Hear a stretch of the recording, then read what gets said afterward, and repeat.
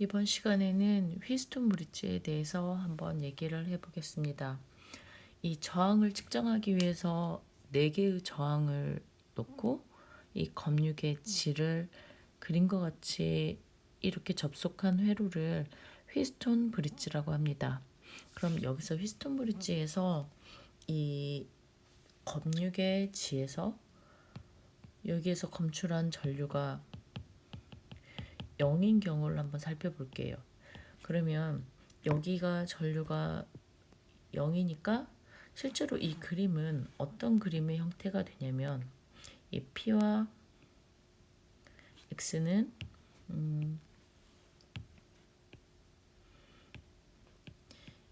직류로 연결되고 이게 R처럼 써졌네요. 그 다음에 Q와 R은 또 직류로 연결된 것이 이 전체 병렬로 접속된 이런 그림과 같은 그림으로 되겠죠. 왜냐면 가운데 이렇게 중간에 되어 있는 이 부분이 사라지니까 지금 이 부분이 사라졌다고 보면 됩니다. 여기가 사라져서 이런 그림과 같은 상태가 된다고 생각하면 되겠죠. 자, 그러면 여기에서 이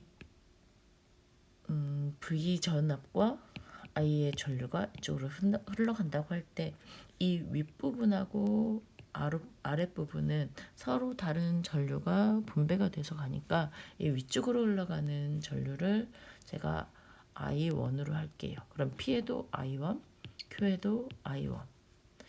그 다음에 이 아래쪽으로 올라가는 전류를 I2라고 하면 이쪽 Q에 I2, 아래도 I2.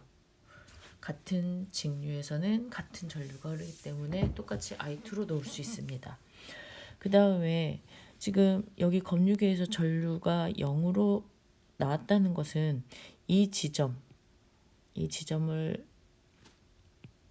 놓으면 P하고 X를 만난 이 지점에 전압을 VA라고 놓고 Q와 R 사이 이 지점을 VB라고 놓으면 이 VA와 VB는 전압차가 없기 때문에 전류가 흐르지 않는 거기 때문에 얘네들은 전압이 같게 됩니다. 자, 그렇다면 지금 전압은 이쪽 병렬일 때 이쪽도 V로 들어가고 이쪽도 V로 들어가는데 똑같은 전압이 들어갔는데 여기와 VA와 V가 같다는 것은 이 P에서 흐르는 전압과 Q에서 흐르는 전압이 같다는 거겠죠. 그러면 그거를 일단 V1,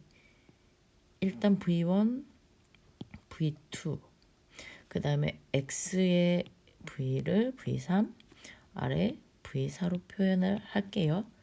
V1과 V3이 합해서 V가 되는 거고 V2와 V4가 합해서 똑같은 전압 V가 되겠죠. 자, 그런데 이 VA와 V가 같다는 것은 이 양쪽 P하고 R에서 전압 강화된 양이 똑같다는 거예요. 즉 V1과 V2가 같게 되는 거고 또 이쪽 오른쪽에서도 전체 V양이 같은 상태에서 앞부분에서 전압 강화된 V1과 V2가 같다는 것은 이 남은 양 V3과 V4 역시 같다는 거겠죠. 자, 그러면 이거를 이용해서 이 V1, V2, V3, V4를 한번 계산해서 집어넣을게요. 그럼 V는 IR 이 오메 법칙을 이용해서 V1은 이쪽 저항 P와 전류 I1을 곱한 I1P가 되겠고 V2는 I2Q가 되겠고 V3은 I1 X V4는 I2R 이렇게 되겠네요. 지금 양쪽 보니까 똑같이 I1과 I2가 있으니까 이 I1분의 I2를 이 곱을 B의 값으로 한번 나타내 보겠습니다.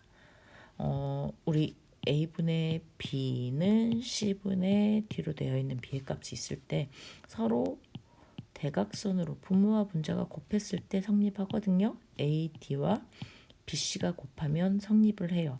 그래서 I1과 P가 곱해졌다는 것은 이 P는 이쪽 분자로, Q는 분모로 이렇게 돼야 이 두 개가 이렇게 곱해져서 서로 곱해져서 I1B는 I2Q가 됩니다. 그럼 마찬가지로 이쪽도 마찬가지 I1분의 I2는 이 식이 성립하려면 I1과 곱해진 X는 분자로, I2와 곱해진 R은 밑으로 이렇게 가야 됩니다. 그럼 양쪽이 지금 두 식이 같게 되니까 I1분의 I2는 이쪽 왼쪽에 Q분의 P는 이 오른쪽 R분의 X와 이렇게 I1분의 I2를 매개로 해서 이게 식을 고칠 수 있죠. 그러면 우리는 이 Q분의 P와 R분의 X가 같다는 걸 알게 됩니다. 그럼 이 식에서 이제 다시 방금 전에 말했던 대각선끼리 곱하면 같으니까 PR 곱은 QX와 곱과 같다. 이 식이 나오게 됩니다. 그럼 지금 우리 어디에서부터 시작을 했냐면 이 검유계의 전류가 0이 검출되었을 때를 기준으로 VA와 VB가 같다는 것에서 시작을 했거든요. 그랬더니 결론은 여기 잘못 썼네요. PQ가 아니라 PR은 이게 지금 대각선으로 곱하게 되니까요. PR은 QX가 됩니다. 이 앞에다 다시 가까이서 보면 지금 전류가 이 지에 0이 흐를 때 PR은 QX, 즉 서로 엇갈려 있는 저항의 곱길이 같다라는 이 식이 나오게 됩니다. 그럼 이 식을 여기에서 휘스톤 브릿지의 평형 상태라고 하게 되는 거고 말하게 되고, 이 그림을 다시 오른쪽 그림과 같이 보면 중간 이 연결된 이 저항이 없기 때문에 오른쪽 같은 병렬 상태인 접속 상태가 된다고 보면 됩니다. 자, 휘스톤 브릿지가 왜 여기 검유계가 0일 때 PR은 QX가 되는지 확인을 해보았고, 반대 방향 우리 이렇게 증명했지만 반대로 PR은 QX일 상태가 되면 그때도 역시 전류는 0이 됩니다. 반대로도 성립하게 됩니다. 자, 그러면 한번 이 휘스톤 브릿지의 평행 상태를 이용한 문제를 한번 풀어보겠습니다. 지금 회로 A, B 단자 간에 지금 여기가 A고 여기 B 단자 간의 합성 저항을 물어봤는데 그림이 굉장히 좀 복잡하게 되어 있는데 이 연결 상태를 조금 이용을 해서 모양을 보기 좋게 바꾸는 거가 이 회로에서 제일 중요할 것 같습니다. 연결 상태라는 것은 이렇게 T자를 이렇게 Y자로 바꾼다든지 이 노드만 변치 않으면 모양을 어떻게 엿가락 늘리듯이 이렇게 바꾸어도 성립한다는 거, 그대로 변하지 않는다는 거가 이게 연결 상태가 같다라고 하는데, 이 그림을 한번 연결 상태를 한번 바꿔보겠습니다. 만약에 이 B를 잡고 왼쪽으로 쭉 잡아 다닌다고 생각을 할게요. 그럼 이제 B를 이쪽으로 놓고 B는 이 지점에서 먼저 두 갈래로 나눠지겠죠. 그럼 B가 쭉 오다가 두 갈래로 나눠지는데 하나는 1옴이 되겠고 또 1옴이 되겠죠. 자, 그 다음에 1옴의 끝에서 두 점 노드가 있는데 그 두 노드가 또 2옴으로 만나게 되네요. 자, 그러면 얘네들이 이 중간이 2옴으로 만나게 되고 그 양쪽 끝에서 쭉 두 갈래로 각각 4옴으로 나가겠죠. 4옴으로. 그 다음에 이쪽도 4옴으로. 그리고 이 양쪽 끝은 다시 A에서 만나게 됩니다. 그림이 이해가 되네요. 이 B만 오른쪽으로 쭉 잡아다니면 이런 상태의 회로로 약간 모양을 변경했습니다. 자, 근데 여기에서 보니까 E가 이 중간에 연결이 되어 있는데 좀 전에 확인한 것처럼 여기 1 곱하기 4 얘네들이 곱한 거는 그 다음에 여기 4와 1 곱한 거 4 1 곱하기 4는 4 곱하기 1로 이게 성립하니까 이게 휘스톤 브릿지 회로의 이 평형 상태를 이루게 되네요. 그러면 이 평형 상태를 이루게 되면 이 중간에서 작용하는 이 전류는 흐르지 않게 됩니다. 왜냐하면 이 지점과 이 지점의 전이가 같아져서 여기가 중간에 전류가 흐르지 않게 됩니다. 지금 그 평행 상태를 이 저항의 크기로 우리가 확인할 수 있었습니다. 자, 그러면 이제 이 병렬 상태로 우리가 A, B 사이에 그 합성 저항을 한번 알아볼게요. 그러면 지금 여기는 위쪽 1옴과 4옴은 지금 직렬로 둔 상태니까 직렬은 저항이 더해지게 되겠죠. 그래서 1옴과 4옴을 더해서 위쪽은 5옴이 되겠고 아래쪽도 역시 직렬이라서 두 저항을 더하게 될 텐데 얘네도 더해서 5옴이 되겠네요. 그러면 간단한 이런 식이 되겠죠. 자, 우리 병렬 상태에서 저항은 물론 식도 있긴 한데 식과 먼저 식부터 한번 알아볼게요. 식이 R1부터 Rn까지 쭉 있었을 때 저항은 합은 어떻게 됐냐면 R1분의 1 더하기 Rn분의 1분의 1 이렇게 합성 저항을 구했었고요. 다시 한번 이제 두 가지로 나왔을 때는 R1과 R2가 되어 있을 때 합성 저항은 두 개의 합분의 두 개의 곱으로 간단하게 알 수 있었고요. 지금 이거를 두 개인 경우로 했을 때 이렇게 되는 거고요. 더 간단하게 모든 저항의 값들이 R로 같았을 때는 이 합성 저항은 이 R을 이 전체의 개수 N개로 나눠서 합성 저항을 구했습니다. 이거는 저항의 병렬 상태에 대해서 배운 그 강의에서 다시 한번 확인해 보실 수 있습니다. 복습 차원에서 다시 한번 말씀드렸고요.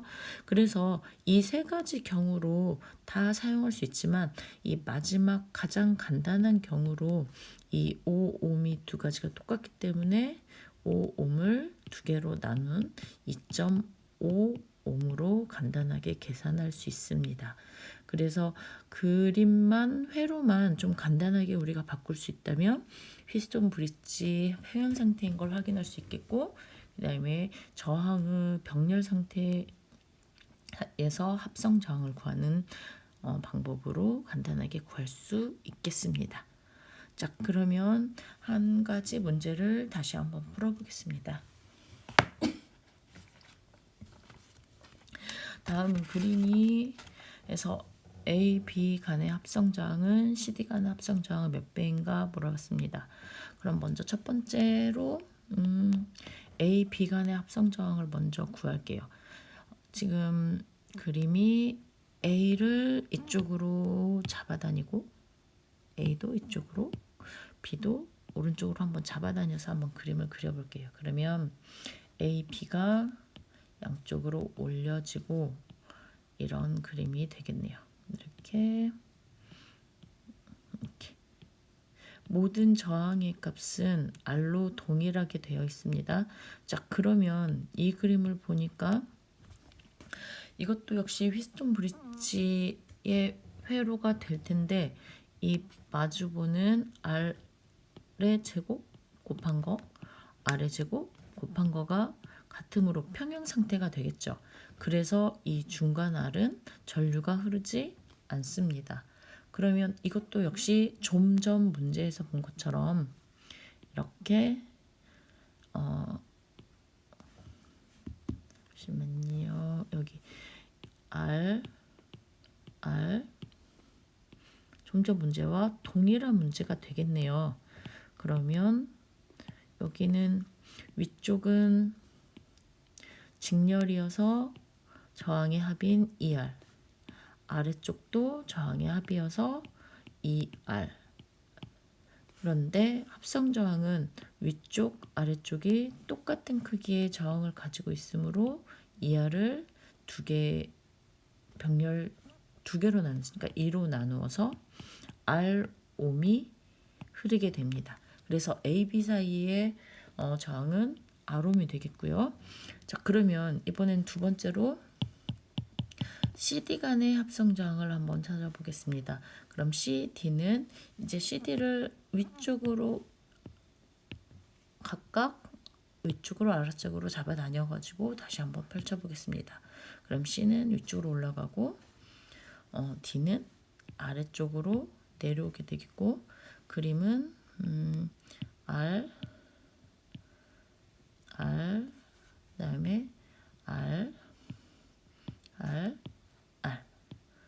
자, 좀 전 그림하고 구분이 되시나요? 여기는 R이 지금 이쪽 저항이